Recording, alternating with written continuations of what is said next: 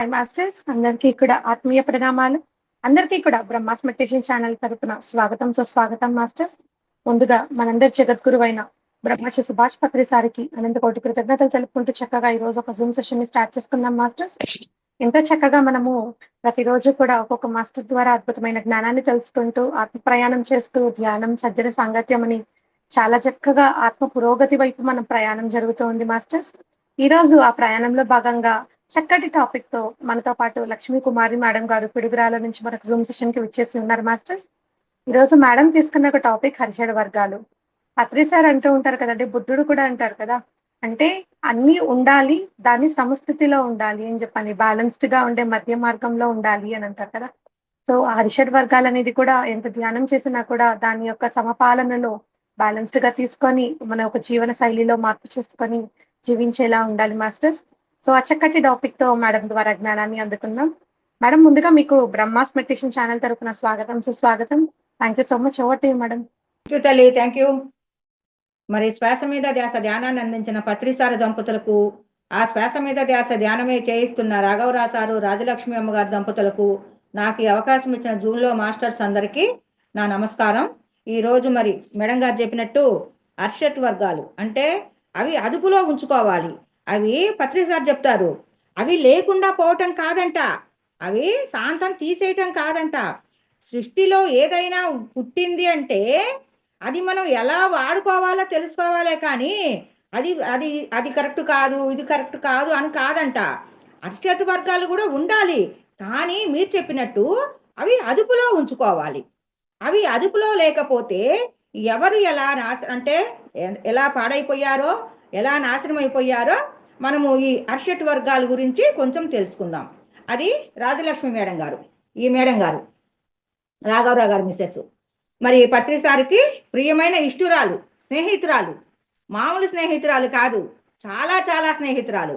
మరి ఆ మేడం గారు రాసిన బుక్ అనమాట, మానవుని కర్తవ్యాలు అనే బుక్ నుండి మనం ఈరోజు మేడం గారు రాసింది మనం కొంచెం తెలుసుకుందాం. అంటే ఆ జ్ఞానాన్ని మనం అందరం 10 మందిని కలిసి పంచుకుంటున్నాం అన్నమాట. అదేంటంటే అర్షట్ వర్గాలు అదుపులో ఉంచుకోవాలి. దానికి ఒక మహానుభావుడు చెప్పాడన్నమాట. ఏమని అంటే, అర్షట్ వర్గాలంటే వదలటము కాదు, అవన్నీ వదిలేయటము కాదు, అదుపులో ఉంచుకోవాలి అన్నారు. అదుపులో ఎలా ఉంచుకోవాలి అంటే, ఎప్పుడు ఎలా ఉపయోగించుకోవాలో, వాటి అవసరం ఏమిటో తెలుసుకొని వాడుకోవాలంట. ఈ అర్షట్ వర్గాలు అనేవి కామము, క్రోధము, లోభము, మోహము, మదము, మాత్సర్యము. 6. కామము, క్రోధము, లోభము, మోహము, మదము, మాత్సర్యము. 6 అన్నమాట. ఈ 6 కూడా సమపాళల్లో ఉంచుకోవాలి. సమపాళల్లో ఉంచుకోకపోతే ఎవరు ఎలా ఇబ్బంది పడ్డారో మనం ఈ అష్టాదశ పురాణాల కథల ద్వారా, అంటే వ్యాస భగవానుడు రాశాడనమాట ఈ కథలు. ఈ 6 కథలు కూడా, ఈ 6 కథలు వ్యాస మహర్షి అంటే వ్యాస భగవానుడు అష్టాదశ పురాణాలు కథలుగా రాసి ప్రజలందరికీ తెలియపరచడం జరిగిందన్నమాట, చిన్న చిన్న కథల ద్వారా. అవేమిటో తెలుసుకుందాం. మరి అంటే అర్షట్ వర్గాలంటే ఎలా ఉపయోగించుకోవాలో తెలుసుకోవాలి, అవి ఎంత అదుపులో ఉంచుకోవాలో తెలుసుకోవాలి. వ్యాస భగవానుడు అని చెప్పుకున్నాం కదా, ఆ విషయాలనే అష్టాదశ పురాణాల కథలలో చెప్పారు. ఈ అర్షట్ వర్గాలు అతిగా ఉండటం వల్ల ఎవరు ఎలా అంటే ఇబ్బంది పడ్డారో అని వాళ్ళ గురించి చెప్పుకుందాం. ఒకటి, ఫస్ట్ కామం. కామము అంటే కోరిక. కామము అంటే కోరిక అన్నమాట. కోరిక అంటే ఇది ఉండవలసిన మేరకు ఉండాలి. కోరిక అనేది ఉండాలి. ఇప్పుడు నేను భోంచేయాలి అనుకుంటే మరి అన్నము కూర చేసుకోవాలి కదా, అది కూడా కోరికే, కానీ అది తప్పు కాదు. కానీ మాంసాహారం తినాలనుకున్నామే, అది తప్పు అన్నమాట. శాకాహారంలో పప్పు, అన్నము, వంకాయ కూర, పత్రిసార్ చెప్తారు. వంకాయ కూర అంటే చాలా ఇష్టమైతే పత్రి గారికి. మరి ఎన్ని రకాలు చేయాలో ఆ సార్కి తెలుసు అంట. మరి ఆయనకు తెలిసిన అన్ని రకాలు ఎవరికి తెలియదంట, వాళ్ళ అమ్మగారి దగ్గర నేర్చుకున్నారంట. మరి వంకాయ కూర తినాలనుకోవటం అది కోరిక కాదు, అది మంచిదే. మరి ఈ శరీరం నిలబడాలంటే శాకాహారం పెట్టాలి కదా, అదే కనుక మాంసాహారం కావాలనుకోవటం అది కోరిక. ఆ కోరిక కరెక్ట్ కాదు. శాకాహారం తీసుకోవాలనేది కోరిక కరెక్ట్, అది మనం తెలుసుకోవాల్సిన విషయం అన్నమాట. మరి ఈ విధంగా కోరిక ఉండటం కరెక్టే, కానీ అది అతిగా ఉండకూడదు. అతిగా ఉంటే ఇప్పుడు మనం చెప్పుకున్నాం కదా, అంటే మాంసాహారం తినాలని కోరిక ఉండటం, పరస్త్రీ కావాలని కోరుకోవటం, అవన్నీ కూడా మరి అవి ఉండరాని కోరికలు, అవి ఉండరాని కోరికలు అన్నమాట. మరి ఎంతటి జ్ఞానవంతుడైనా సరే ఇలాంటి కోరికలు ఉంటే, ఎంతటి జ్ఞానవంతుడైనా సరే వాళ్ళలో దుర్గుణాలు పెరుగుతాయంట. దుర్గుణాలు అంటే చెడ్డ గుణాలు. ఎంతటి గొప్పవాడైనా ఈ ఈ కామం అనే కోరిక ఉంటే వాళ్ళలో దుర్గుణాలు పెరుగుతాయంట. దుర్గుణాలు అంటే మనకు తెలుసు, చెడ్డ గుణాలు. చెడ్డ గుణాలు పెరిగితే ఇంకేముంది, మన జీవితం అంతా కూడా వెనక ముందు కింద పైన పట్టమే. ఎందుకంటే ఆ చెడ్డ గుణాలు అనేది ఎప్పుడు పెరగకూడదు. చెడ్డ గుణం అంటే తమో గుణం, రజో గుణంలోనే ఎక్కువ పాపకర్మలు చేస్తారు ఎవరైనా సరే. ఆ గుణాలు దాటి సాత్విక గుణంలోకి రావాలి, సాత్వికంలోంచి నిర్గుణంలోకి వెళ్ళాలి. అది దైవ గుణం అన్నమాట. అంతేకాని మనము కిందకి వెళ్ళకూడదు, మనం పైకే వెళ్ళాలన్నమాట. దాని గురించి తెలుసుకుందాం. మరి ఈ విధంగా కామం అంటే కోరికని చెప్పి తెలుసుకున్నాము. కామం వలన రావణాసురుడు ఎంతో గొప్పవాడంట. ఆయన ఎంతో గొప్పవాడంట. ఆయన అఖండమైన ఖండయోగం చేశాడంట. అఖండమైన ఖండయోగం చేశాడంట. షట్ శాస్త్రాలు చదివాడంట. 4 వేదాలు చదివాడంట. అంటే ఖండయోగము అంటే లోపల ఉన్న పేగులు తీసి వీణ వాయిస్తాడంట. లోపల ఉన్న పేగులు తీసి వీణ వాయించి మళ్ళీ లోపల పెట్టుకుంటాడంట ఆ పేగుల్ని. అంత గొప్పవాడంట. ఎవరు? ఈయనన్నమాట. ఎవరు? రావణాసురుడు. అఖండమైన ఖండయోగం చేశాడు, 4 వేదాలు చదివాడు, షట్ శాస్త్రాలు చదివాడు. కానీ ఈ కామాన్ని వదులుకోలేకపోయాడు. అంటే పరశ్రీలోలుడు అన్నమాట. పరశ్రీలోలుడు. కానీ ఈయన భార్య ఎంతో అందగత్తె అంట, ఎంతో బాగుంటుందంట. మండోదరి ఈయన భార్య పేరు. మరి ఆమె కూడా ఎంతో మంచిదంట. మరి ఎవరినైనా తీసుకొస్తే అట్లా చేయకూడదు, తప్పు, మరి పరస్త్రీ వ్యామోహం ఉండకూడదు అని చెప్పేసి కూడా ఆ మండోదరి మహాతల్లి చెప్తూనే ఉంటుందంట. కానీ ఈ రావణాసురుడు వినేవాడు కాదంట. ఆయనకున్నది ఒకే ఒక గుణం, కామం. కామం అంటే కోరిక. మరి అందమైనవన్నీ తనకే కావాలనుకుంటాడంట. సృష్టిలో ఎక్కడైనా సరే అందమైనవి ఉంటే అవి తనకే కావాలనుకుంటాడంట.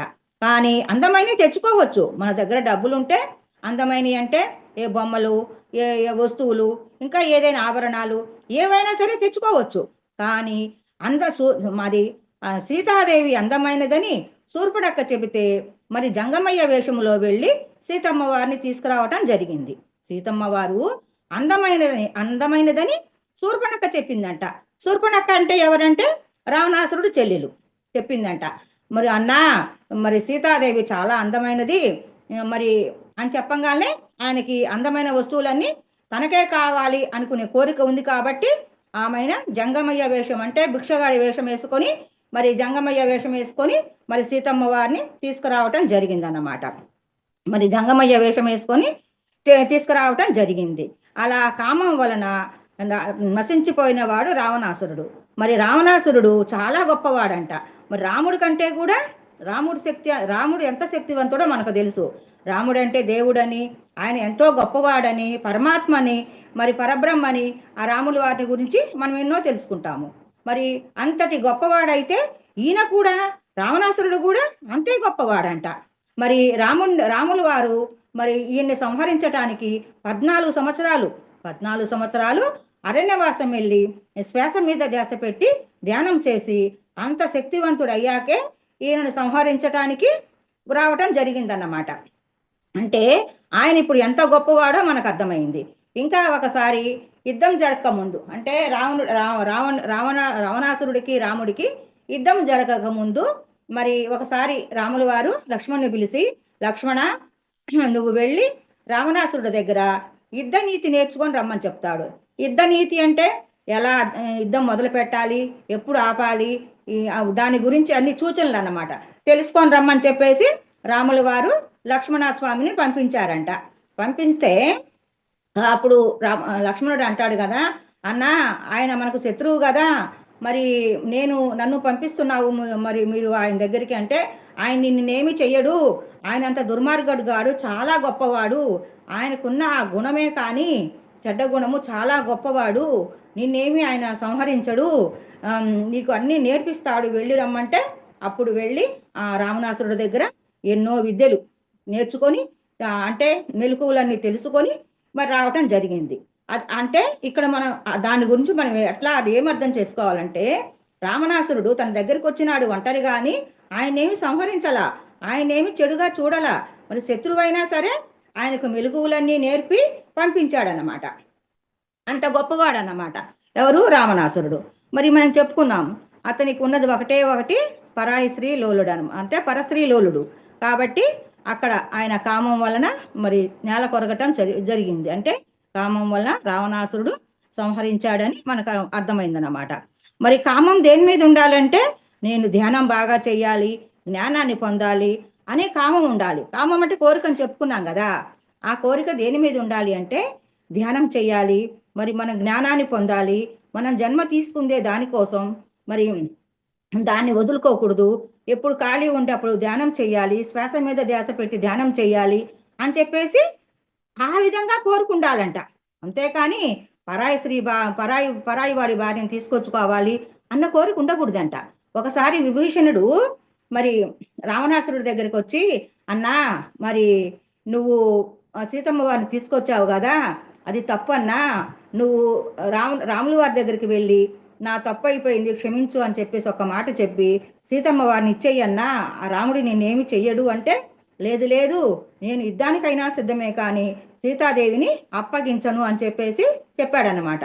అంటే రావణాసురుడు రజోగుణములో ఉన్నాడు. రావణాసురుడు రజోగుణములో ఉన్నాడు. విభీషణుడు సాత్విక గుణంలో ఉన్నాడు. సాత్విక గుణం అంటే అందరికీ మేలు చేయాలి, అందరితో మంచిగా ఉండాలి అనే గుణం అన్నమాట. ఆ విధంగా విభీషణుడు చెప్పినా కూడా రావణాసురుడు వినలేదు. మళ్ళీ మండోదరి ఆయన భార్య, రావణాసురుడు భార్య చెప్పినా కూడా ఆయన వినక మరి యుద్ధానికి సిద్ధమయ్యి ఆయన చనిపోవటం జరిగింది. మరి ఆయన కుమారుడు కూడా లక్ష్మణుడు చేతిలో మరణించడం జరిగింది. అది ఎలాగో అంటే, లక్ష్మణుడు మరి ఆయన కొడుకు పేరు గుర్తులేదు మేడం గారు, రావణాసురుడు కొడుకు పేరు. మరి ఆయన అంటే 14 సంవత్సరాలు నిద్ర ఆహారం లేకుండా ఉన్న వాళ్ళ చేతిలో మరణించాలని రాసిందంట. అంటే రాయటం అంటే రాయటం కాదు, ఆయన కూడా ధ్యానం చేసి ఆయన కూడా దేవుణ్ణి మెప్పించి ఆ వరం పొందాడంట. ఏ వరము? 14 సంవత్సరాలు అంటే నిద్రపోకుండా ఉన్న వాళ్ళు నన్ను సంహరించాలి అని చెప్పి అని ఆయన వరం పొందాడంట. మరి లక్ష్మణుడు రాముడికి సీతాదేవికి అడవిలో ఉన్నప్పుడు 14 ఏళ్ళు కాపలాగా ఉన్నాడంట. వాళ్ళకేమీ జరగకూడదని, వాళ్ళు నిద్రపోతున్నా ఈయన మేలుకొని ఈయన మరి గుడాకేశ అంటే మనకు గుడాకేశ అంటే మనకేం తెలుసు, మరి భగవద్గీతలో అర్జునుడు గుడాకేశుడు అని చెప్పేసి మనకు తెలుసు. కానీ ఆయన అప్పుడప్పుడే గుడాకేశుడు అంటే అప్పుడప్పుడే చీకట్లో బాణాలు వేశాడు. కానీ ఈ లక్ష్మణుడు 14 సంవత్సరాలు అన్నా వదినకి సేవ చేస్తూ ఆయన నిద్రపోలేదంట. 14 సంవత్సరాలు కూడా నిద్రపోలేదంట. ఆయన నిద్రంతా కూడా మండోదరి, ఆయన భార్య మండోదరి ఆయనకి ట్రాన్స్ఫర్ చేసేసాడంట. ఆమె ఎప్పుడూ నిద్రపోయేదంట, ఈయన ఎప్పుడూ మేలుకునేవాడంట. ఆ విధంగా 14 సంవత్సరాలు నిద్ర లేకుండా ఉన్న గుడాకేశుడే ఈ లక్ష్మణ స్వామి. ఆ లక్ష్మణుడే మరి ఆయన కొడుకుని అంటే రావణాసుడు కొడుకు పేరు నాకు గుర్తులేదు మేడం గారు, ఆ కొడుకుని ఈ లక్ష్మణుడు సంహరించడం జరిగింది. మరి రావణాసురుణ్ణి మరి రాముల వారు సంహరించడం జరిగిందన్నమాట. మరి ఇదంతా కూడా దేనికి జరిగింది? కామం అనే కోరికే కదా. ఆ కోరికే లేకపోతే రావణాసురుడు చాలా మంచివాడంట. మరి పెద్ద లంక అంట బంగారు నగరం అంట లంక అంటే.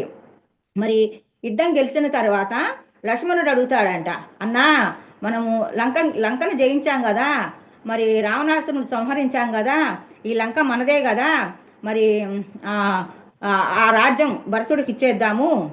మరి ఆయన 14 ఏళ్ళు అరణ్యవాసం వచ్చాడు కదా, భరతుడికి పట్టాభిషేకం జరగాలని కైకేయి కోరింది కదా, ఆ విధంగా ఆ రాజ్యం భరతుడికి ఇచ్చేద్దాము, ఈ లంకానగరం బాగుందన్నా మనం ఉంచుకుందాము, లంకానగరం అంటే బంగారు నగరం అంట, మరి మనం ఉంచుకుందాము అని చెప్పేసి లక్ష్మణుడు చెప్పడం జరిగిందంట. చెబితే అప్పుడు రాములు వారు ఏమన్నారంటే, లేదు లక్ష్మణ, అది మన వస్తువు కాదు, మన సొంత రాజ్యం, మన రాజ్యం మనకుంది, మనం అక్కడికి వెళ్ళిపోవాలి, ఈ రాజ్యం విభీషణుడిది. అంటే రావణాసురుడు తమ్ముడు విభీషణుడు ఉన్నాడు. విభీషణుడికే పట్టాభిషేకం చెయ్యాలని ఆ రాజ్యానికి విభీషణుడికి పట్టాభిషేకం చేసి ఆ రాజ్యానికి రాజును చేసి విభీషణుడిని అప్పుడు వీళ్ళు బయలుదేరి రావటం జరిగిందన్నమాట. ఆ విధంగా రావణాసురుడు సంహరించడం జరిగింది. లక్ష్మణుడే మరి ఆయన కొడుకును కూడా సంహరించడం జరిగిందని తెలుసుకున్నాము. కామం వల్లే ఇలా జరిగిందని తెలుసుకోవాలి. క్రోధం వల్ల నాశనం అయ్యేవాడు ఎవరు అంటే హిరణ్యకశిపుడు. హిరణ్యకశిపుడు కూడా చాలా మంచివాడంట. ఆయన ముల్లోకాలను జయించాడంట. ఇంకా నక్షత్ర మండలాన్ని కూడా గడగడలాడించాడంట. అంత గొప్పవాడంట హిరణ్యకశిపుడు. ఈ హిరణ్యకశిపుడు ఎవరు అంటే ప్రహ్లాదుడి తండ్రి. అయితే ఈ ప్రహ్లాదుడి తండ్రి హిరణ్యకశిపుడు ఆయనకు ఒక తమ్ముడు ఉన్నాడంట. ఎవరికి? హిరణ్యకశిపుడికి ఒక తమ్ముడు ఉన్నాడంట. ఆ తమ్ముణ్ణి నారాయణుడు సంహరించాడంట.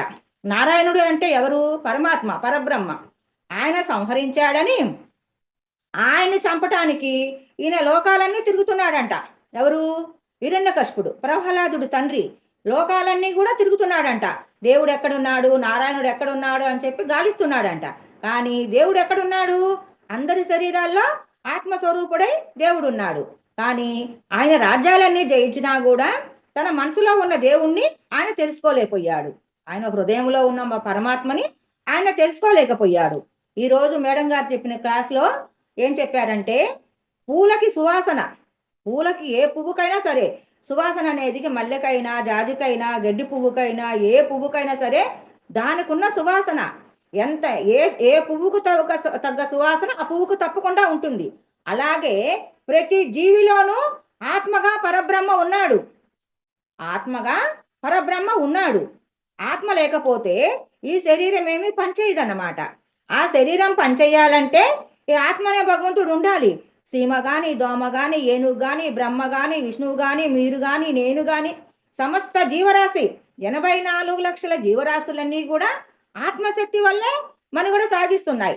ఈ 140 కోట్ల జనాభాకు కూడా ఆత్మ ఎవరు అంటే ఎవరు లోపల ఉండి మన తాత పనిచేయిస్తున్నారు అంటే ఆత్మనే భగవంతుడు. ఆ భగవంతుడు లేకపోతే ఇన్ని కోట్ల జనాభా పనిచేయలేరు, నడవలేరు, తినలేరు, తిరగలేరు, ఏమి చేయలేరు అన్నమాట. అంటే ఆత్మ ఉంటేనే ఈ శరీరానికంతా ఈ భోగము తినాలన్నా, తిరగాలన్నా, అరగాలన్నా, ఈ క్రియలన్నీ జరగాలన్నా, ఏమి జరగాలన్నా ఈ పరమాత్మ లోన ఉండి ఈ పరమాత్మే ఇవన్నీ జరిపిస్తున్నాడు అన్నమాట. ఆయన కోసం ఎతుకుతూ ఉన్నాడు ఈ హిరణ్యకశిపుడు. మనలోనే ఉన్నాడని తెలుసుకున్నాం కదా. అహమాత్మ గుడాకేశలో మనం చెప్పుకున్నాం. అహమాత్మ గుడాకేశ సర్వభూతాశయస్థిత అహమాదిత్య మత్స్యంత భూతానామంత వేవచ అంటే నేను అన్నిటిలో ఉన్నాను, సమస్త జీవరాశిలో ఉన్నాను, సృష్టిలో ప్రతి జీవిలో నేను ఉన్నాను, సృష్టికి ముందు ఉన్నాను, సృష్టి మధ్యలో ఉన్నాను, సృష్టి అంతమైనా కూడా నేను ఉంటాను అని చెప్పేసి పరమాత్మ చెప్పడం జరిగింది. ఫస్ట్ అంతా శూన్యమేనంట. ఫస్ట్ పరబ్రహ్మే ఉన్నారంట. ఆ పరబ్రహ్మే ఈ జంతువులని, మానవులని, వృక్షాలని, సమస్త జీవరాశిని సృష్టి చేయటం జరిగిందంట. ఆ విధంగా పరబ్రహ్మ అందరినీ సృష్టి చేసి అన్నీ కదలలేదని చెప్పేసి తన శక్తిని కొంచెం కొంచెంగా అన్నిటిలో ప్రసరింపజేశాడంట. ఎప్పుడైతే తన శక్తిని ప్రసరింపచేశాడో అప్పుడే జీవరాశులన్నీ కూడా మానవుల కానించి, జంతువుల కానించి, చీమ కానించి, దోమ కానించి కదులుతూ వచ్చాయన్నమాట. అన్నిటినీ తయారు చేశాడు. కానీ ప్రాణం అనే శక్తి, అంత ఆత్మశక్తి లేక ఏవి కదలలేదన్నమాట. తన శక్తిని కొంచెం కొంచెంగా అన్నిట్లో ప్రసరింప చేయటం వల్ల ఆ జీవులన్నీ కూడా కదలటం జరిగిందన్నమాట. అంటే ఇక్కడ ఆత్మశక్తి లేకుండా ఎవరు ఏ పని చెయ్యట్లేదని మనకి ఇక్కడ అర్థమైంది. అలా ఉంటే ఈ హిరణ్యకశిపుడు ఏమనుకుంటున్నాడు? దేవుడు ఎక్కడున్నాడని ముల్లోకాలు తిరుగుతున్నాడంట. ఆ టైంలో ఈయన భార్య లీలావతి, ఎవరు? హిరణ్యకశిపుడు భార్య లీలావతి ప్రెగ్నెన్సీగా ఉందన్నమాట. ప్రెగ్నెన్సీగా ఉంటే అప్పుడు లోపల ప్రహ్లాదుడు ఉన్నాడు. అయితే ఈయన ఏం చేశాడు? నారాయణుని సంహరించాలంటే నా శక్తి సరిపోవట్లేదు, నేను అడవికి వెళ్ళి ధ్యానం చేసుకొని వస్తాను, అప్పుడు దాకా నా భార్యను ఎవరు చూడాలి అని చెప్పేసి నారదుల వారి కుటీరంలో ఈ లీలావతిని విడిచిపెట్టి ఆయన అడవికి వెళ్ళి శ్వాస మీద ధ్యాస పెట్టి ధ్యానం చేశాడంట. ధ్యానం చేస్తే అప్పుడు ఆ లీలావతి అంటుందంట, నా భర్త ఎప్పుడైతే వస్తాడో అప్పుడే నేను ప్రసవిస్తాను, అప్పటిదాకా నేను ప్రసవించను అని చెప్పేసి ఆమె మహాప్రతిభత అంట. ఆమె అంత గొప్పదన్నమాట. ఆమె ఆ విధంగా ఈయన 100 సంవత్సరాలు అడవిలో ఉండి నారాయణుని సంహరించటానికి శక్తిని పెంచుకున్నాడు. ఎవరు? హిరణ్యకశిపుడు. మరి ఇక్కడ ఈ లీలావతి 100 సంవత్సరాలు ప్రహ్లాదుడి కడుపులో మోస్తుంది. ఆ టైంలో ఆ 100 సంవత్సరాల టైం మొత్తం కూడా ఈ నారదుల వారు దేవుడంటే ఎవరు, దేవుడు ఎక్కడున్నాడు, దేవుడు అంతటా ఉన్నాడు, ఆత్మే పరబ్రహ్మ, మరి పరబ్రహ్మే సృష్టి అంతా సృష్టించిన వాడు, ఆయన కొంటే గొప్పవాడు లేడు, ఆయనే మనలో ఉన్నాడు, మనమే ఆయన, ఆయనే మనం అని చెప్పేసి ఈ జ్ఞానమంతా కూడా ఈ లీలావతికి బోధించేవాడంట. ప్రతిరోజు నారదుల వారు లీలావతికి బోధించేవాడంట. ఆ విధంగా బోధించినప్పుడు ఈ తల్లి లీలావతి విన్నది, లోపలున్న బిడ్డ కూడా ప్రహ్లాదుడు కూడా విన్నాడు. అందుకే ఆయన పుట్టుకతోటే మరి జ్ఞానాన్ని పొందగలిగాడు. ఎవరు? ప్రహ్లాదుడు. మరి 100 సంవత్సరాలు అయిపోగానే ఆయన అడవి నుంచి వచ్చాడు హిరణ్యకశిపుడు. అప్పుడు ఈ లీలావతి దేవి ప్రసవించడం జరిగింది. ఆ ప్రసవించినప్పుడు ప్రహ్లాదుడు పుడతాడు. ప్రహ్లాదుడు పుడితే మరి ఆ ప్రహ్లాదుడు పుట్టిన తోట నారాయణ నారాయణ అంటూ పుట్టాడు. ఈయన అన్ని సంవత్సరాలు జ్ఞానమంతా విన్నాడు కదా, మరి కడుపులోనే జ్ఞానాన్ని పొందాడు ఆయన. అంతటి గొప్పవాడు ప్రహ్లాదుడు ఒకడు, మరి అష్టావకుడు ఒకడు, ఇంకా ఎవరో ఉన్నారు మేడం గారు. వీళ్ళంతా కూడా తల్లి కడుపులోనే జ్ఞానాన్ని పొందారు. మరి అష్టావకుడికి కూడా ఆ శాపం ఎలా వచ్చింది అంటే, ఆయన కూడా తండ్రి జ్ఞానమంతా రోజు తల్లికి చెప్పేవాడంట. ఎవరికి? అష్టావకుడి భార్యకి. అష్టావకుడి తల్లికి చెప్తూ ఉండేవాడు అనమాట. ఆయన పేరు నాకు తెలీదు. చెప్తూ ఉంటే రోజు ఆమె వింటూ పడుకునేదంట. లోపలున్న ఈయన ఎవరు? అష్టావకుడు కూడా వింటూ ఉండేవాడంట. ఒక రోజంట అష్టావకుడి తండ్రి ఒక మాట ఏదో తప్పుగా అంటే చెప్పే జ్ఞానంలో ఏదో తప్పుగా వాడాడంట. ఒక వాక్యం వాడితే ఆయన లోపలున్న అష్టావకుడు, నానా మీరు చెప్పిన వాక్యం కరెక్ట్ కాదు, చెప్పినందుకే నీకు అంత శక్తి నీకుందా, నా కడుపున పుట్టి నువ్వు బయటికి కూడా రాలేదు, తల్లి కడుపులోనే ఉన్నావు, నీకింత శక్తి ఎట్లొచ్చింది, నాకే ఎదురు చెప్తున్నావా అని చెప్పేసి ఆయనని శపించాడంట అష్టావకుడు తండ్రి. నువ్వు అష్టవంకర్లతో పుడుదువుగాక అని శపించాడంట తండ్రి. అందుకే అష్టావకుడు అన్ని వంకర్లుగా పుట్టడానికి కారణం తండ్రి శాపమే. మరి ఆయన కూడా అంత జ్ఞానాన్ని పొందాడు. ప్రహ్లాదుడు ఎంతైతే జ్ఞానాన్ని పొందాడో నారదుల వారి ద్వారా, మరి ఆ అష్టావకుడు తండ్రి ద్వారా ఈ జ్ఞానాన్ని అంతా పొందాడన్నమాట. మరి అంత గొప్పవాళ్ళు వీళ్ళందరూ. అయితే ప్రహ్లాదుడు పుట్టుకతోటే నారాయణ నారాయణ అంటూ పుట్టాడన్నమాట. ఈ హిరణ్యకశిపుడికి నారాయణుడు అంటే పడడు కదా, నీ నారాయణుడు ఎక్కడున్నాడు అని చెప్పేసి మరి పాముల చేత కనిపించాడు. మనందరికీ తెలుసు, సినిమాలో కూడా చూసాం. మరి పాముల చేత కనిపించాడు, ఏనుగుల చేత తొక్కించాడు, ఇంకా పైనుంచి కొండల్లోంచి కింద పడేశాడు. అవన్నీ కూడా ఎన్నో చేశాడనమాట. ఇన్ని చేసినా ఆయన నారాయణ మంత్రాన్ని వదలట్లా. నాకు నారాయణుడే గొప్పవాడు, నారాయణే సృష్టికర్త, నేను ఆయన్నే ధ్యానిస్తాను, ఆయనే గొప్పవాడు అని చెప్పేసి చెప్తుంటాడు. అప్పుడు ప్రహ్లాదుడు తండ్రి ఏమంటాడంటే, ఈ రాజ్యమంతా నీకేరా, నా రాజ్యమంతా నీకే ఇస్తాను, నువ్వే ఏలుకో, నువ్వు నారాయణ అనే మాట మర్చిపో అని చెప్పి అంటాడు. లేదు నాన్న, ఇదంతా నువ్వే ఉంచుకో, నాకేం అక్కర్లేదు, నాకు నారాయణుడు ఉంటే చాలు అని చెప్పేసి అంటూ ఉంటాడు అనమాట. అప్పుడు నారాయణుడు అంటూ ఉంటే అప్పుడు హిరణ్యకశిపుడికి బాగా క్రోధం అన్నమాట. ఆయనకి బాగా క్రోధం ఎక్కువైపోయింది. ఎందుకు? అసలే క్రోధంతో ఉన్నాడు. కోపము అంటే కోపం మీరితేనే క్రోధం అంట.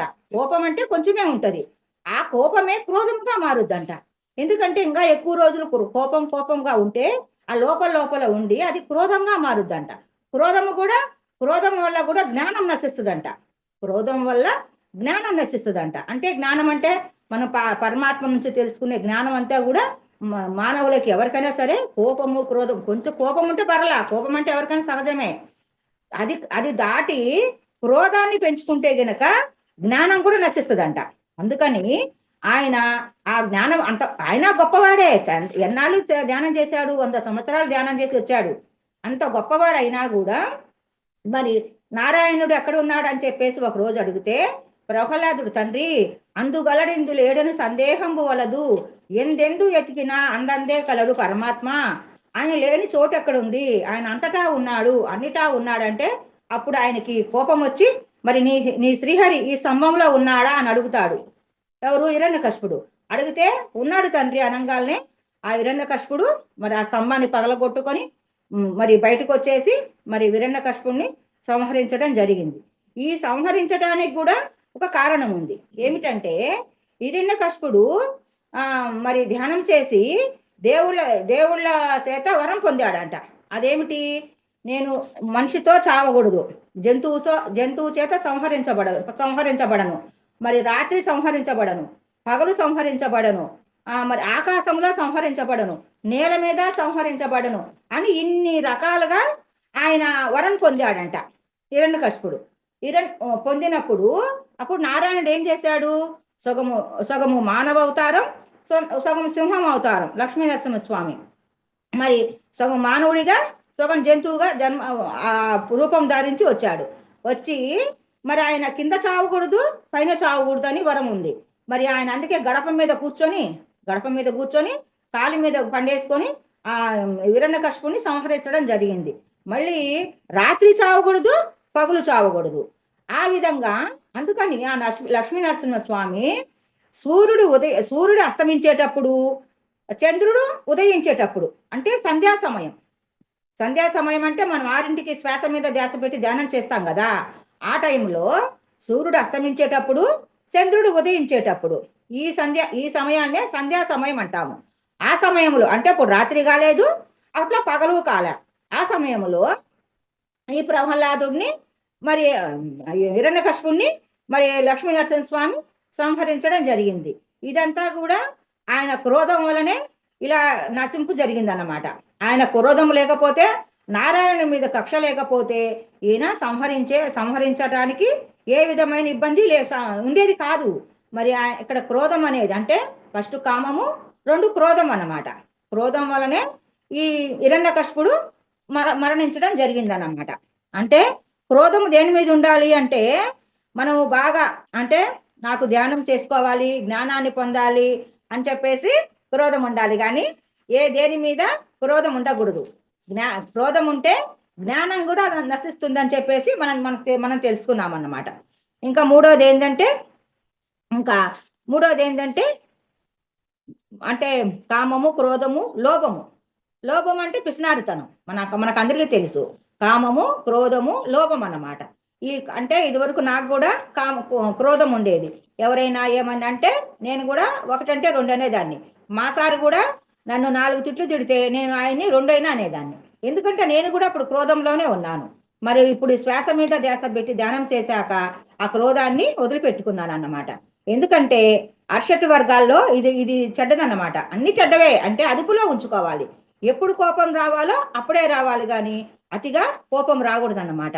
ఈ విధంగా మా సార్ని కూడా నేను అంటం జరిగింది.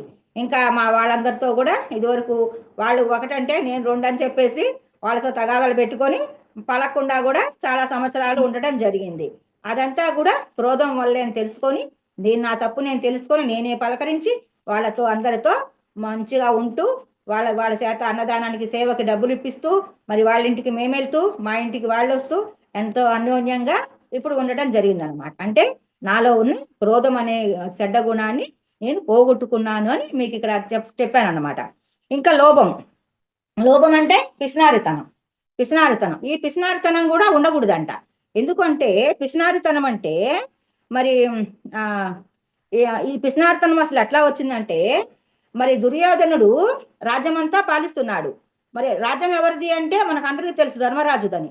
రాజ్యం ధర్మరాజుదైతే మరి శ్రీకృష్ణ భగవానుడు రాయబారిగా వస్తాడు.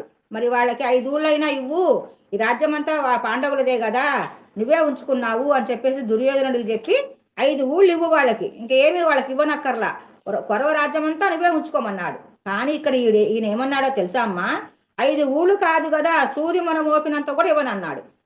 సూది మనం మోపినంత కూడా నేను ఇవ్వను అన్నాడు. ఆ విధంగా ఉన్నప్పుడు మరి యుద్ధం జరుగుతుంది. మరి దాంట్లో పాండవులందరూ జయిస్తారు. మరి కౌరవులు అంటే 101 మందిని మనం చెప్పుకున్నాము, వాళ్ళందరూ సంహరించడం జరిగిందనమాట. అంటే ఏదైనా లోభం అంటే ఏదైనా కొంచెం ఉంటే ఇస్తే వాళ్ళ లోభం అనరు, ఎన్ని ఉన్నా కూడా ఏమి ఇవ్వని వాళ్ళని మరి లోభం అనే అంటారు, అంటే పిసినారితనమే అంటారన్నమాట. ఈ లోభం ఉంటే కూడా ఈ లోభం ఉన్న వాళ్ళు కూడా మరి ఏమున్నా ఇవ్వరు కాబట్టి ఇంకా వాడిని దుర్యోధనుడినే మరి ఈ లోభం వలనే మరి దుర్యోధనుడు యుద్ధం జరిగిందని ఆయన ఈ లోభం వల్లనే ఆయన నాశనం అయినాడని మనకు అర్థమైపోయింది. ఇక్కడ చిన్న కథ ద్వారా తెలుసుకున్నాం. ఇక్కడ అంటే పిసినారితనం దేని మీద ఉండాలంటే వాక్కు, ఈ వాక్కు మీద పిసినారితనం ఉండాలంట. మరి పత్రి సార్ చెప్తారు కదా, నీ నోటి మాటే నీ నొచ్చటి రాత, నువ్వు ఏ మాట మాట్లాడతావో అది కరెక్ట్ అయితే ఓకే, అదే తప్పు అయిపోతే నీకు కర్మగా మారి నీ జీవితాన్ని మరి నీ జీవితంలో కష్టాలు కర్మలు రావటానికి కారణమవుతుంది. నీ నోటి మాటే నీ నొచ్చటి రాత, నీ నోటి మాట ఒకళ్ళకైనా ఉపయోగపడాలి, లేదా నీకైనా ఉపయోగపడాలి, ఎదుటి వారికైనా ఉపయోగపడాలి, లేదా నీకైనా ఉపయోగపడాలి అని చెప్పేసి పత్రి సార్ చెప్తారు. మరి ఎవరికి ఉపయోగపడిన మాట ఎందుకు? ఆ విధంగా వాక్కు మీద మన అంటే పిసినారితనం మాట మీద ఉండాలంట, వాక్కు మీద పిసినారితనం ఉండాలంట. ఇక్కడ ఒక చిన్న కథ చెప్పుకుందాం. ఊళ్ళో ఒక 4 కొడుకులు ఒక తండ్రి ఉన్నాడనమాట. 4 కొడుకులు ఉన్నారంట. అయితే ఆయన ఎన్నో లక్షలు ఎన్ని కోట్లు సంపాదించాడంట, ఉత్త పిసినారు వాడంట. అయితే ఆ కొడుకులందరూ కూడా చివరికి ఆయన శరీరం వదిలిపెట్టే టైం అయిపోయిందన్నమాట. అయితే ఇంకా ఆయన్ని, అదొక పల్లెటూరు అనమాట, ఆయన్ని తీసుకొచ్చి పశువులు పడుకోబెడతారు, పశువులు ఉంటాయి కదా, ఆ పశువులు కొట్టం పక్కన పడుకోబెట్టారన్నమాట. ఆ కొడుకులందరూ ఇంట్లో ఉన్నారు. అయితే నేను చనిపోతాడు ఎక్కువసేపు ఉండడని చెప్పేసి ఆ కింద ఆ పాక దగ్గర కింద పడుకోబెట్టేశారు. అయితే ఈయన ఏమంటున్నాడు, ఉసు అంటున్నాడు అనమాట. ఉసు అంటుంటే ఈ కొడుకులు అనుకున్నారంట, మా తండ్రికి బాగైందేమో, ఆయన చనిపోవడేమో అని చెప్పేసి వచ్చి చూశారంట. అక్కడ ఏం జరుగుతుంది, ఒక గేదె చిన్న చీపురు ఉంటది కదా, బుడ్డి చీపురు, పాత చీపురు ఎంతది, అన్ని చిన్ని చివరికి అయిపోతుంది కదా, ఆ చీపురు అక్కడ పడేసిందంట. పడేస్తుంటే ఆ చీపుర్ని అది నోట్లో పెట్టుకొని నవ్వుతుందంట. ఎవరు? గేదె. నవ్వుతుంటే ఆ చీపురు కూడా పోతుందని చెప్పేసి ఉసు అంటున్నాడంట, అంటే ఇషు అని అదిలిస్తున్నాడంట ఆ గేదెని. అంటే చనిపోయేటప్పుడు కూడా ఆ చిన్న చీపురు మీద ఎంత ఆసక్తి ఉందో చూడమ్మా ఆయనకి. అది పిసినారితనం అన్నమాట, అది పిసినారితనం. మరి పిసినారితనం లేకపోతే చనిపోయేవాడు కూడా రామకృష్ణ కృష్ణ రామ గోవింద అనుకోవాలి కానీ మరి ఆ చిన్న చీపురి మీద ఆ గేదె తింటుందని చెప్పేసి ఇష్యూని కదిలిస్తున్నాడు అనమాట. అప్పుడు ఆ కొడుకులు వచ్చి మా నాన్న ఎంత పిసినారి వాడు అని చూసి వాళ్ళంతా ఇంకా మరి అంత పిసినారి వాడని నవ్వుకోవటం జరిగిందన్నమాట. అంటే ఈ వాక్కు మీద పిసినారితనం ఉండాలి కానీ మరి ఇంకా దేని మీద అంటే ఆస్తుల మీద, మనం ఏదైనా సేవ చేసే దాని మీద, ఎవరికైనా పెట్టేదాని మీద, ఇచ్చేదాని మీద పిసినారితనం ఉండకూడదు అన్నమాట. ఇప్పుడు కామము, క్రోధము, లోభము 3 అయిపోయినాయి, ఇంకా 3 ఉన్నాయి. ఇంకా 4వది ఏంటంటే మోహము. 4వది మోహము, కామము, క్రోధము, లోభము, మోహము. అయితే ఈ మోహం వలన నాశనం అయిపోయిన వాడు ఎవరంటే ధృతరాష్ట్రుడు. మన కథలో చెప్పుకున్నాం. మరి ధృతరాష్ట్రుడు మరి కొడుకులు ఎన్ని చేస్తున్నా కూడా కొడుకులు మాయపాచకులు తయారు చేయించి మరి పాండవులను అరణ్యవాసం పంపించి మరి వీళ్ళందరినీ లక్క ఇంట్లో ఉండి తగలబెట్టించి మరి ఇంకా భీముడికి విషం పెట్టించి మరి 14 సంవత్సరాలు అరణ్యవాసం పంపించి ఇవన్నీ కూడా చేస్తుంటే ఈ ధృతరాష్ట్రుడు నోరు మెదపకుండా ఈ కొడుకులు చేసే అన్యాయాన్ని, అధర్మాన్ని చూస్తూ ఉన్నాడు. మరి ఇవన్నీ తప్పురా నాయనా, వాళ్ళు మీ అన్నదమ్ములు, రాజ్యమంతా కూడా వాళ్ళదేను, మనదేమీ లేదు అని చెప్పి చెప్పలా. అక్కడ మమకారం అడ్డం వచ్చింది ఆయనకి. మోహం, కొడుకులంటే మోహం అన్నమాట. ఆ మోహం వలన మరి వాళ్ళు ఏం చేసినా కూడా చెల్లుబాటు చేసి పిల్లల మీద ఉన్న వ్యామోహంతో చిన్నప్పటి నుంచి దుర్యోధనుడు చేసే పనులన్నిటికీ అంగీకరించాడు. దుర్యోధనుడు మాయాజోదంలో పాండవులు ఓడించి అరణ్యవాసం పంపించాడు, విషాహారం పెట్టించాడు, లక్క ఇల్లు తగలబెట్టించాడు. ఇవన్నీ కూడా ధృతరాష్ట్రుడు తెలుసు. పిల్లల మీద ఉన్న వ్యామోహంతో ఇవన్నీ సమర్థించాడు, అంటే ఊరుకున్నాడు. ఆ విధంగా ఆ ఊరుకోవటం వల్ల, సమర్థించటం వల్ల చివరికి యుద్ధం జరిగి మరి మనం తెలుసుకున్నాము. మరి యుద్ధము జరిగి మరి 101 మంది కొడుకులు చనిపోవటం జరిగింది. ఇక్కడ ఈ ఈ వ్యామోహం వల్లే, ఈ మోహం వల్లే ఈయన ఏమి అనకపోవటం వల్ల ఆ యుద్ధం జరగటానికి కారణమైంది. అంటే ఇక్కడ మోహం కూడా ఉండకూడదు, అంటే మోహం కూడా అదుపులో ఉండాలి. అదే బిడ్డల్ని గనక ఆయన జాగ్రత్తగా చెప్పుకొని ఉంటే, ఈ మోహం వల్ల లేకుండా గనుకుంటే ఇదంతా జరిగేది కాదు అని చెప్పేసి ఈ ఈ పురాణాల కథలలో, వ్యాస భగవానుడు రాసిన పురాణాల కథలలో మనం తెలుసుకోవచ్చు అన్నమాట. ఇంకా ఇక్కడ ఏం చెప్తున్నారంటే, మరి మానవులు కూడా ఇది తెలుసుకోవాలి, మానవులైన మనం కూడా ఇది తెలుసుకోవాలి. పిల్లల కోసం తప్పులు పాపాలు చేస్తాము, ఎన్నో ఆస్తులు సంపాదిస్తాము, పిల్లల కోసం తప్పులు పాపాలు చేస్తాము, లంచాలు తీసుకుంటాము, ఎన్నో తప్పులు చేస్తాము పిల్లల కోసం. కానీ చివరికి ఆ పిల్లలే మన అనాథాశ్రమంలో, అంటే అందరినీ కాదమ్మా, కొంతమంది అనాథాశ్రమంలో వేసే పిల్లలు కూడా ఉన్నారు. కాబట్టి పిల్లల కోసం లంచాలు తీసుకొని మరి వాళ్ళ కోసం తప్పులు పాపాలు చెయ్యవద్దు. ఆ తప్పులు పాపాలు మీతో వస్తాయి, ఆస్తులన్నీ పిల్లలతో ఉంటాయి. కాబట్టి తప్పులు పాపాలు చెయ్యవద్దు తల్లిదండ్రులారా అని చెప్పేసి ఇక్కడ హెచ్చరించడం జరిగిందనమాట. అంటే ఈ విధంగా మోహం వల్ల, ఇది కూడా మోహం ఉంటేనే కదా, పిల్లల మీద మోహం ఉంటేనే మరి లంచాలు తీసుకోవటం, అధర్మంగా సంపాదించటం, అన్యాయం అక్రమం ఇవన్నీ చేయటం కూడా పిల్లల మీద ఉన్న వ్యామోహం వల్లే, భార్య పిల్లల మీద ఉన్న వ్యామోహం వల్లే జరుగుతుంది. అలా చెయ్యకండి, మరి వాటికి చేసిన పాపాలే మీతో వస్తాయి, ఆ ఆస్తిపాస్తులన్నీ వాళ్ళే అనుభవిస్తారు అని చెప్పేసి మేడం గారు ఇక్కడ చెప్పడం జరిగింది. ఇంకా 5వది, 4 అయిపోయిందమ్మా, 5వది ఏంటంటే మదం. మదము అంటే మరి కామము, క్రోధము, లోభము, మోహము. మదము అంటే ఇప్పుడు మనం ఎవరమన్నా వాడు ఎట్లా పడితే అట్లా మాట్లాడుతూ ఉంటే వాడికి మదం ఎక్కిందిరా, వాడు చెప్తే వినడు, వాడిని వదిలేయరా అని చెప్పేసి ప్రాపంచికంలో కూడా అంటుంటారనమాట. మరి మదంలో దుశ్శాసనుడు, దుర్యోధనుడు, దుశ్శాసనుడు వీళ్ళిద్దరే ముందు. అయితే ఈ దుశ్శాసనుడు కూడా తల్లి లాంటి వదినమ్మని, అంటే పాండవుల భార్య అంటే ద్రౌపదీదేవి వదినమ్మాయి కదా, తల్లి లాంటి వదినమ్మని నిండు కొలువులో, అంతమంది రాజులున్న ఆ నిండు కొలువులో జుట్టు పట్టుకుని లాక్కొచ్చి, అంటే చీరలు వలవలు వలవటానికి ప్రయత్నం చేశాడు. వలవలు అంటే చీరలు, ఒంటి మీద బట్టలు, అంటే బట్టలు ఊడదీయటానికి ప్రయత్నం చేశాడు. ఇది మదము. ఎంత మదం ఉంటే అంతమంది రాజులు, మరి తండ్రి, మరి పాండవులంతా అక్కడే ఉన్నారు, ద్రోణాచార్యుడు ఉన్నాడు. మరి వీళ్ళందరికీ గురువు ద్రోణాచార్యుడు అంట. వీళ్ళందరికీ కౌరవులకి పాండవులకి కూడా మరి వాళ్ళ జ్ఞానాన్ని బోధించింది, చిన్నప్పటి నుంచి విద్యలు నేర్పించింది అన్నీ కూడా ద్రోణాచార్యుడు అంట.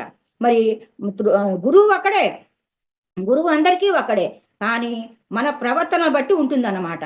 మరి కౌరవులంతా చెడ్డవాళ్ళుగా మారారు, మరి పాండవులంతా మంచివాళ్ళుగా మారారు. మరి గురువు అక్కడే, కానీ ఎవరెవరి మనస్వత్వాన్ని బట్టి వాళ్ళు ప్రవర్తిస్తూ ఉంటారని మనకి ఇక్కడ అర్థమైందన్నమాట. మరి జుట్టు పట్టుకొని లాక్కొచ్చి ఈ విధంగా చేయటం వల్ల మరి ఇదంతా కూడా మరి ఉండకూడదు అని చెప్పేసి ఇక్కడ మేడం గారు చెప్పడం జరిగింది. ఇంకా ఇదేంటంటే మాత్సర్యం, మదము మాత్సర్యం ఏమిటి అంటే, మరి ఇక్కడ ఈయనెవరు, మాత్సర్యం శిశుపాలుడు. మాత్సర్యంలో శిశుపాలుడు కామం అయిపోయింది, క్రోధం అయిపోయింది, మోహం అయిపోయింది, మదం అయిపోయింది. మదం అంటే దుశ్శాసనుడు చెప్పుకున్నాం. ఇప్పుడు మాత్సర్యంలో ఈయన ఎవరు అంటే శిశుపాలుడు ఎవరు అంటే కృష్ణుడికి మేనల్లుడు. ఈ శిశుపాలుడు పుట్టినప్పుడు 3 కాళ్ళు 3 చేతులతో జన్మించడం జరిగింది శిశుపాలుడు. అప్పుడు జన్మిస్తే అప్పుడు ఆ ఆకాశవాణి ఈ బిడ్డను ఎవరైతే ఎత్తుకుంటారో ఆ ఎత్తుకున్న వాళ్ళ చేతిలోనే ఒక చెయ్యి ఒక కాలు ఊడిపోతుంది. ఎవరైతే ఎత్తుకున్నప్పుడు ఆ 2 ఊడిపోతాయి, ఎగస్ట్రా ఉన్నాయి, ఊడిపోతే వాళ్ళ చేతిలో వీళ్ళకి నీ బిడ్డకు మరణగండం ఉంది అని చెప్పేసి ఆకాశవాణి చెప్తుందంట. ఎవరికి? శిశుపాలుడు తల్లి మేనత్త, కృష్ణుడికి మేనత్త. అయితే ఒకసారి శ్రీకృష్ణ భగవానుడు ఎత్తుకోవడం జరిగింది. ఎత్తుకున్నప్పుడు ఆ ఎగస్ట్రా ఉన్న కాలు చెయ్యి ఊడిపోయింది. ఊడిపోతే అప్పుడు అర్థమైపోయి అమ్మో, ఈ కృష్ణ భగవానుడి చేతిలోనే నా బిడ్డకి చావు రాసిపెట్టుంది అని చెప్పేసి అప్పుడు కృష్ణ మరి నీ చేతిలోనే నా బిడ్డకి చెయ్యి ఎగస్ట్రా ఉన్న చెయ్యి కాలు ఊడిపోయినాయి, మరి నీ చేతిలోనే మరణం ఉంది, మరి కాపాడాల్సిన బాధ్యత కూడా నీదే కృష్ణ అని చెప్పేసి ఆ ఆ తల్లి అంటే అత్త వరుస అన్నమాట అడుగుతుంది. శిశుపాలుడు తల్లి అడిగినప్పుడు అప్పుడు కృష్ణ భగవానుడు సరే అత్త నీకు మాటిస్తున్నాను, 100 తప్పుల వరకు 100 తప్పుల వరకు నీ కొడుకు నేనేమి చెయ్యను, నీ కొడుకు నేనేమి చెయ్యను, 100 తప్పులు ఎప్పుడైతే దాటాడో నేను ఊరుకోను అంటాడు. అలాగే ఎప్పుడు శ్రీకృష్ణ భగవానుడు కనపడ్డా కూడా ఎప్పుడు తిడుతూ ఉంటాడంట, శ్రీకృష్ణ భగవానుని ఎప్పుడు తిడుతూ ఉంటాడంట. కానీ 100 తప్పుల వరకే క్షమిస్తాను, అవి దాటితే క్షమించను అన్న విషయం శిశుపాలుడికి కూడా తెలుసంట. శిశుపాలుడు అంటే 3 చేతులు 3 కాళ్ళు ఉన్న అబ్బాయి. ఆ బాబుకు కూడా ఆ ఈ 100 తప్పులు దాటితే శ్రీకృష్ణ భగవానుడు ఊరుకోడు, సంహరిస్తాడు అని ఆయనకు తెలుసంట.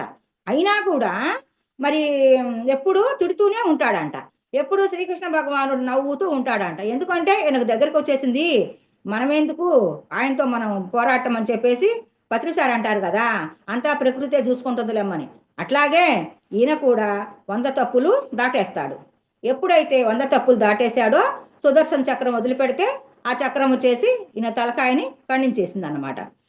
ఇక్కడ మాత్సర్యం అంటే ఈయనన్నమాట. ఈ మాత్సర్యం అంటే శిశుపాలుడు, ఈయన కూడా సంహరించడం జరిగిందనమాట. ఇంకా కామము, క్రోధము, లోభము, మోహము, మదము, మాత్సర్యము ఇవన్నీ కూడా సంహరించడం జరిగింది. ఈ కామక్రోధ లోభ మోహ మద మాత్సర్యాలంటే అన్నీ కూడా అర్షట్ వర్గాలంట. ఈ అర్షట్ వర్గాలన్నీ కూడా అదుపులో ఉంచుకోవాలి, అంతేగాని లేకుండా చేసుకోవటం కాదంట. ఎప్పుడు ఎలా వాడుకోవాలా దాన్ని అలా వాడుకోవాలి. మరి పత్రిసారికి మరి TV9 వాళ్ళు ఎంతో కాల్ చేశారంట. అప్పుడు నాకు తెలియదమ్మా, నేను ధ్యానంలోకి రాలేదు.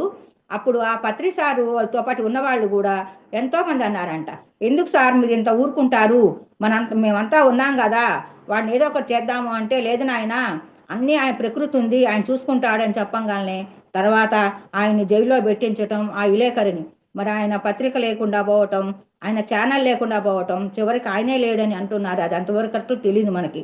ఇవన్నీ కూడా మనం ఏమీ అనకపోతే అన్నీ ఆ పరమాత్మే చూసుకుంటాడు, ప్రకృతి అంటే పరమాత్మే, ఆయనే చూసుకుంటాడు అని చెప్పేసి చెప్పడం జరిగింది. మరి సృష్టిలో అన్నీ ఉంటాయి, సృష్టిలో మంచి ఉంటుంది, చెడ్డ ఉంటుంది. ఒక కత్తి ఉంది అనుకోమ్మా, మరి కూరగాయలు కోసుకోవచ్చు, పీకలు కూడా కొయ్యొచ్చు.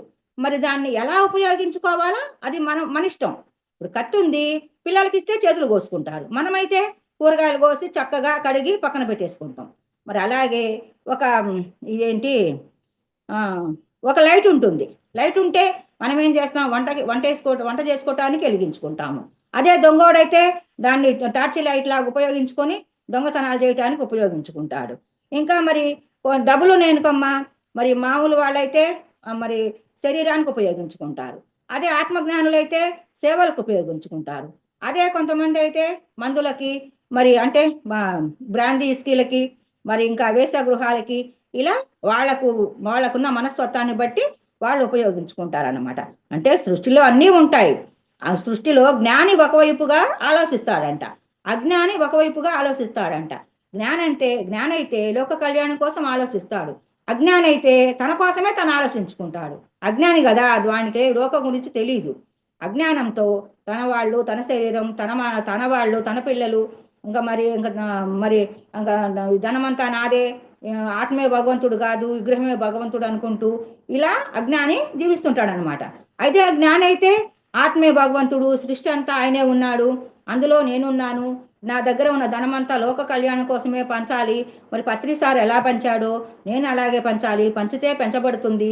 జ్ఞానమైనా, సేవైనా, శక్తి అయినా, వాక్కైనా, ధనమైనా ఏది పంచినా అది పెంచబడుతుంది. ఇది ఇప్పుడు ఇంత గొంతేసుకొని మాట్లాడుతున్నానంటే ఈ వాక్కుని పంచుతున్నా కాబట్టి వాక్కును పరమాత్మ పెంచుతాడు. మరి ఏదైనా పంచింది పెంచబడుతుంది. మరి పత్రిసారు 40 ఏళ్ళు 35 ఏళ్ళు మరి ఆయన కాలి కొట్టుకుంటూ నడిచి ఎన్ని ఊళ్ళో తిరిగి, ఇప్పుడంటే చివరిలో ఆయనకి హెలికాప్టర్లు, మరి ఏసీ ట్రైన్స్, ఏసీ బోగీలు, మరి ఏసీ బస్సులు వచ్చినాయి. ఫస్ట్లో ఆయన మరి ఎర్ర బస్సులు ఎక్కిపోయేవాడంట. మరి టీ తాగాలి అనిపించినప్పుడు ఎవరో ఒకరు పక్కన ఉన్నవాళ్ళు జేబులో డబ్బులు ఉండవట సార్కి, మరి ఎవరో ఒకరు పక్కన ఉన్న వాళ్ళు తీసి సార్ టీ తాగండి సార్ అని ఇచ్చేవాళ్ళంట. మరి అట్లా జీవించి పత్రిసారు మనందరినీ మరి ఒక కొలికి తీసుకొచ్చారు. మరి శ్వాస మీద ధ్యాస ధ్యానాన్ని పరిచయం చేసిన పత్రిసారు ఎంత గొప్పవాడు. మరి ఎవరైనా జన్మించారు అంటే కర్మలుంటే జన్మిస్తారంట. కానీ ఈ పత్రిసారికి కర్మలేమీ లేవంట. ఆయన లోకాన్ని ఉద్ధరించడానికి మరి ఉదయించిన వాడనమాట. అంటే ఈయనకి కర్మలు లేవంట. కర్మలుంటే జన్మించాడంటారంట. ఈయనని అవతార పురుషుడు అంటారంట. అవతార పురుషుడికి జన్మించడం కాదంట, ఆయన అవతరించటం. ఇప్పుడు దేవుళ్ళంతా అవతరించారంటాం కదా, అలాగే ఈ పత్రిసారు కూడా ఆయనకేమి కర్మలు లేవంట. కర్మలుంటేనే జన్మ తీసుకుంటామంట.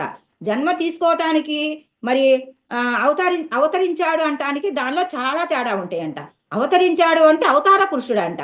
మరి జన్మలున్న వాళ్ళు జన్మించారు, కర్మలుంటేనే జన్మ వస్తుంది అన్నమాట. ఈ విధంగా రెండు వైపులా ఉన్నాయన్నమాట. అజ్ఞాని ఉంటాడు, జ్ఞాని ఉంటాడు. ఒకే దాన్ని ఎలా ఉపయోగించుకోవాలో, ఎవరికి జ్ఞాని అయితే ఒక రకంగా, అజ్ఞాని అయితే ఒక రకంగా అని చెప్పుకున్నాం అన్నమాట. మరి గురువుల కోపం కానీ, మరి జ్ఞానుల కోపం కానీ లోక కళ్యాణమే జరుగుతుంది. ఇప్పుడు పత్రిసారు మరి అక్కడ ఏది జరిగినా కూడా పోలీసులు బందోబస్తు ఉంటుంది. మరి కట్టాల్లో మరి ధ్యాన మహాయజ్ఞం జరిగినప్పుడు లక్షల మంది, వేల మంది వచ్చినా కూడా మరి అక్కడ ఒక పోలీసు కానీ, ఎవరైనా ఒక కానిస్టేబుల్ కానీ ఎవరు ఉండరు. ఒక చిన్న ఫంక్షన్ చేస్తే అక్కడ ఒక పోలీసు వాడు ఉంటాడు. ఎందుకు అంటే అక్కడ ఏం జరుగుతుంది అని. మరి ఇన్ని సంవత్సరాల బట్టి అన్ని ధ్యాన మహాయజ్ఞాలు చేసిన ఒక్క పోలీసు ఆయన లేడంట. అంటే నేను చూడలేదు తల్లి, నాకు తెలియదు అంటుంటే వింటమే. మరి ఇంతమందిని కూడా పత్రిసారు వస్తున్నారు అనగానే ఎక్కడి వాళ్ళు అక్కడ కామైపోతారంట. ఆయనకున్న శక్తి అటువంటిది. ఆ శక్తి ఆత్మశక్తి. ఆత్మశక్తి ముందు ఏ శక్తులు పనిచేయవన్నమాట. ఆత్మశక్తి వల్లే ఆయన ఇన్ని పరిమిళ్ళు కట్టించటం. ఆయన నోటి వెంట ఒక వాక్కు వచ్చింది అంటే అక్కడ అయిపోవాల్సిందనమాట. ఒక ప్లేస్ చూసి ఇది పిరమిడ్ రావాలి అంటే ఎప్పటికైనా ఆ చోట పిరమిడ్ వచ్చే తీరుతుందంట. మరి అంత గొప్పవాడంట పత్రిసారు. అందుకే యోగుల కోపం లోక కళ్యాణమే జరుగుద్ది. మరి భోగుల కోపం లోక వినాశనమే జరిగిద్ది. భోగులంటే నాలాంటి వాళ్ళు, వాళ్ళకేం తెలియదు. మరి కోపంగా ఒక మాట మాట్లాడతారు, అదే కర్మ అవుతుంది అన్నమాట. అదే యోగులైతే వాళ్ళు ఏం మాట్లాడరు. వాళ్ళు ఎప్పుడు మౌనమే భాష, వాళ్ళకి మౌనమే అంగీకారం అన్నమాట. ఎప్పుడు మౌనంలో ఉంటారు కాబట్టి వాళ్ళ మాట కూడా వాళ్ళు ఏదనుకుంటే అది జరుగుతుంది. ఎప్పుడు లొడా మాట్లాడాను అనుకో అదేమీ ఫలించదు అన్నమాట. మౌనం అని చెప్పి సార్ బుక్ రాయటం జరిగింది. ఎంత బాగుందో ఆ బుక్, ఇంకా చదవలేదమ్మా. మరి మౌనంలో ఉంటే మన శక్తి కూడా పెరుగుతుందంట. అందుకే మనం రాత్రిపూట నిద్రపోయి లేస్తే ఎంతో శక్తిగా అనిపిస్తుంది. అదంతా ఎందుకంటే మనలో ఉన్న ఆత్మ బయటికి వెళ్ళి విహరించి పూర్ణాత్మను కలిసి వస్తారంట. ఈ అంశాత్మ పూర్ణాత్మను కలిసి వస్తారంట. ఆ తండ్రి బిడ్డతో కలిసిన శక్తే మనకు తెల్లారి ఎన్నో పనులు చేసుకోవటానికి శక్తి అంట. అది సార్ ద్వారా నేను తెలుసుకున్నాను. బుజ్జి ఇంకా టైం ఉందిరా? 7 minutes ఉంది మేడం. ఓకే అమ్మా. మరి ఈ విధంగా మరి కర్మలు ఉంటేనే జన్మని తెలుసుకున్నాము. అమ్మ సద్గురువులు అంటే 4 రకాలుగా అంట. సద్గురువులు అంటే సత్యాన్ని బోధించేవాళ్ళు. సత్యము అంటే పరబ్రహ్మ గురించి బోధించేవాళ్ళు. సత్యాన్ని దర్శించిన వాళ్ళు అంటే ఆత్మ సాక్షాత్కారం పొందిన వాళ్ళు. అంటే సాక్షాత్కారం అంటే కళ్ళకేం కనిపించదంటమ్మా, వాళ్ళు అనుభూతి చెందుతారు. మనం మధ్యాహ్నం చెప్పుకున్నాం మామిడి పండు గురించి. అది అనుభూతే తప్ప సాక్షాత్కారం అనే జరగదంట. ఎప్పుడైనా భగవంతుణ్ణి అనుభూతి పొందుతారంట. అలాంటి వాళ్ళే సత్యాన్ని దర్శించిన వాళ్ళు, సత్యాన్ని బోధించే వాళ్ళు, సత్యంలో జీవించే వాళ్ళే సద్గురువులు. ఈ 4 పదాలు ఉంటేనే సద్గురువులు అవుతారంట. మరి పత్రిసారు దంపతులైనా రాఘవరాసారు దంపతులైనా వాళ్ళు సద్గురువులు అన్నమాట. వాళ్ళు సత్యాన్ని బోధిస్తారు, సత్యంలో జీవిస్తారు, సత్యమే భగవంతుడని అందరికీ చెప్తారు. మాంసాహారం తినకూడదు, మరి శాకాహారమే తీసుకోవాలని ఎన్నో జీవులకు ప్రాణం పోశారు. ఇప్పుడు ప్రాణం తీయటం సగం పట్టదు, ప్రాణం పోయాలంటే ఎవరి వల్ల కాదు. మరి అలాంటిది ఎన్నో లక్షల మందికి చెప్పి వాళ్ళందరి చేత మాంసాహారం మాన్పించి పత్రిసారి దయవల్ల పత్రిసారే ఫస్ట్ ఎంతమంది యోగులు వచ్చినా కూడా మాంసాహారం ముట్టకూడదని చెప్పలేదంట. పత్రిసారి ఒక్కడే, విగ్రహం భగవంతుడు కాదు, మరి శాకాహారమే తీసుకోవాలి, మాంసాహారం తీసుకోకూడదు, శవాహారం మృతాహారం తీసుకోకూడదు, పాపాహారం అని చెప్పింది ఒక్క పత్రిసారేనంట. అలాంటి వాళ్ళే సద్గురువులు. సత్యం బోధించే సద్గురువులకి జూమ్లో అందరికీ ఆత్మ నమస్కారం మేడం గారు.